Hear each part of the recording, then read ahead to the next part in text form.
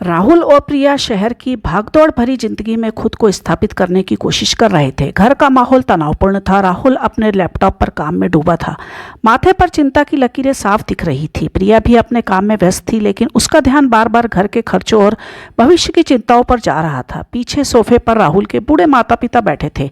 वे बिल्कुल शांत थे, जैसे वे अपने बच्चों की परेशानी को महसूस कर रहे हों, लेकिन कुछ कह नहीं पा रहे थे।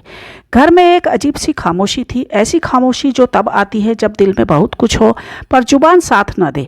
माता पिता को लग रहा था कि शायद वे अपने बच्चों पर बोझ बन गए हैं। अगले ही पल स्थिति और गंभीर हो गई। प्रिया हाथ में डायरी और कैलकुलेटर लेकर खड़ी थी।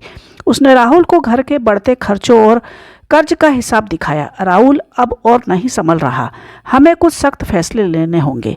पास में एक खुला हुआ सूटकेस रखा था। यह सूटकेस सिर्फ कपड़ों से नहीं बल्कि यादों और मजबूरियों से भरा जा रहा था। राहुल अवाक होकर प्रिया को देख रहा था। क्या यह सूटकेस राहुल के विदेश जाने के लिए था ताकि वह ज़्यादा पैसा कमा सके, या फिर क्या यह सूटकेस माता पिता के लिए था जिसमें गांव वापस भेजने की बात हो रही थी।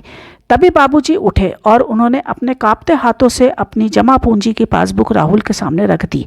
उन्होंने कहा, बेटा, यह सूटकेस किसी के जाने के लिए नहीं बल्कि हम सबके साथ रहने के लिए खुलेगा।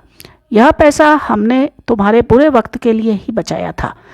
राहुल और प्रिया की आंखों से आंसू आ गए। जो हिसाब किताब वे कागजों पर कर रहे थे वह रिश्तों के सामने फीका पड़ गया। उस दिन उन्होंने समझा कि परिवार बोझ नहीं बल्कि सबसे बड़ी ताकत होता है। सूटकेस वापस अलमारी में रख दिया गया और घर की खामोशी एक उम्मीद में बदल गई। मुश्किल वक्त में जब अपने साथ होते हैं तो बड़ी से बड़ी परेशानी भी छोटी लगने लगती है। परिवार का साथ ही असली दौलत है। हमारा परिवार हमारी ताकत है, हमारा पहला स्कूल है और हमारा सबसे बड़ा सहारा है। परिवार हमारी सबसे बड़ी ताकत है।